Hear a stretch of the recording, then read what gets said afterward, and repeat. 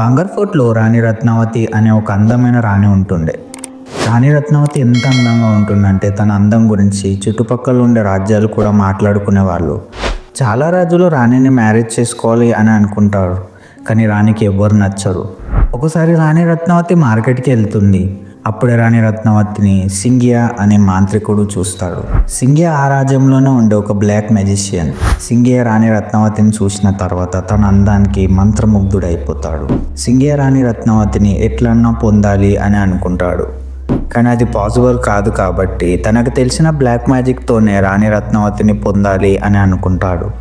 ఒకరోజు రాణి రత్నావతి యొక్క దాసి రత్నావతి కోసం పర్ఫ్యూమ్ కొనడానికి మార్కెట్కి వస్తుంది. సింగియా దాసిని చూసి రాణి పెట్టుకునే పర్ఫ్యూమ్కి బ్లాక్ మ్యాజిక్ చేస్తాడు. ఆ మంత్రం ఒక పవర్ ఏంది అంటే పర్ఫ్యూమ్ అప్లై చేసుకున్న వాళ్ళు సింగియా వైపు అట్రాక్ట్ అవుతారు, ఇంకా అతని చుట్టూ తిరుగుతారు. దాసి పర్ఫ్యూమ్ రాణి రత్నావతికి ఇస్తుంది. పర్ఫ్యూమ్ని చూసిన తర్వాత రాణికి అనుమానం వస్తుంది. అప్పుడే రాణి రత్నావతి పర్ఫ్యూమ్ బాటిల్ని పడేస్తుంది. ఆ పర్ఫ్యూమ్ బాటిల్ పోయి ఒక పెద్ద బండరాయి మీద పడుతుంది. మంత్రం వల్ల బండరాయి సింగియా వైపు దొల్లడం స్టార్ట్ అవుతుంది. దొల్లుతూ సింగియా మీద పడుతుంది. బండరాయి పెద్దగా ఉండడం వల్ల సింగియా ఆన్ ద స్పాట్ చనిపోతాడు. కానీ చనిపోయే ముందు సింగియా ఒక శాపం ఇస్తాడు. అదే బాంగర్ ఫోర్ట్ మొత్తానికి సర్వనాశనం అయిపోతుంది. ఇంకా ఇక్కడ మనుషులు అనేవాళ్ళు ఎవ్వరు ఉండలేరు అని శాపం ఇస్తాడు. కొన్ని రోజుల తర్వాత అసగ్గర్ ఇంకా బాంగర్కి యుద్ధం అవుతుంది. యుద్ధంలో బాంగర్లో ఉన్న జనాలు ఇంకా రాణి రత్నావతి చాలా దారుణంగా చనిపోతారు. ఇలా యుద్ధం కాకుండా ఈ ప్లేస్లో ఉండే జనాలకు ఒక డిసీజ్ స్ప్రెడ్ అయ్యి కూడా చనిపోయారు అని చెప్తారు.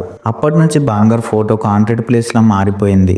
ఈ ఫోర్ట్లో నుంచి నైట్ టైం ఎవరో అరుస్తున్నట్టు ఇంకా మంత్రాలు చదువుతున్నట్టు శబ్దాలు వినిపిస్తాయి. బాంగర్ ఫోర్ట్ ఇండియాలోనే one of the famous tourist place. అయితే ఈ ఫోర్ట్ని చూడడానికి చాలా జనాలు వస్తారు. అయితే టూరిస్ట్ చాలా వేర్డ్ ఎక్స్పీరియన్స్ ఫేస్ చేస్తారు.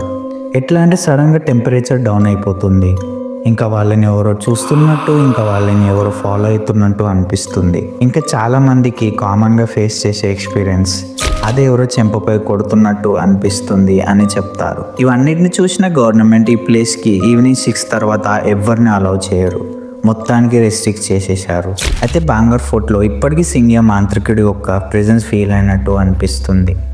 సింగియా రాణి రత్నావతి కోసం వెయిట్ చేస్తున్నాడు అని చెప్తారు, కానీ అది ఎప్పటికీ జరగదు అని అందరికీ తెలుసు.